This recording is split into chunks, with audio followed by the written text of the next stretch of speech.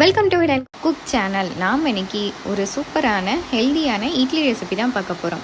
அதுக்கு ஃபஸ்ட்டு ஒரு பவுலில் 2 cup soya, 1 cup rajma, 1 cup பச்சைப்பயிறு, 1 கப் பச்சரிசி, 1 கப் உளுந்து, 1 டீஸ்பூன் வெந்தயம், இது எல்லாத்தையும் நல்லா வாஷ் பண்ணிவிட்டு இது மூழ்கிற அளவுக்கு தண்ணி சேர்த்துட்டு 6 மணி நேரம் ஊற வச்சு எடுத்துக்கலாம்.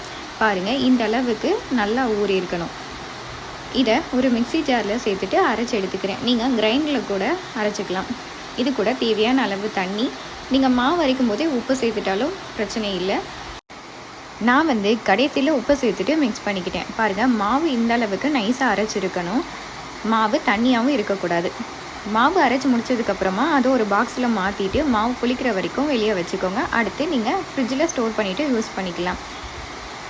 மாவை நீங்கள் பாக்ஸில் மாற்றும் போது கொஞ்சம் பெரிய பாக்ஸாகவே எடுத்து வச்சுக்கோங்க. அப்போ தான் மாவு புளித்து வெளியே பொங்கிடாமல் இருக்கும். இப்போது இட்லி ஊற்றிக்கலாம். 10 நிமிஷத்தில் ஹெல்த்தியான இட்லி ரெடி ஆகிரும். பாருங்கள், எவ்வளோ சாஃப்டான இட்லி கிடச்சிருக்குன்னு. நீங்களும் இதே மெத்தடில் கண்டிப்பாக மிஸ் பண்ணிடாமல் ட்ரை பண்ணி பாருங்கள். இந்த இட்லிக்கு தேங்காய் சட்னி, தக்காளி சட்னி, சாம்பார் இப்படி எதுனாலும் சூட் ஆகும். நான் இன்றைக்கி தேங்காய் சட்னி வச்சு சர்வ் பண்ணுறேன். இந்த ரெசிபி பிடிச்சிருந்துச்சுன்னா நம்ம சேனலுக்கு சப்ஸ்கிரைப் பண்ணுங்கள். தேங்க்ஸ் ஃபார் வாட்சிங்.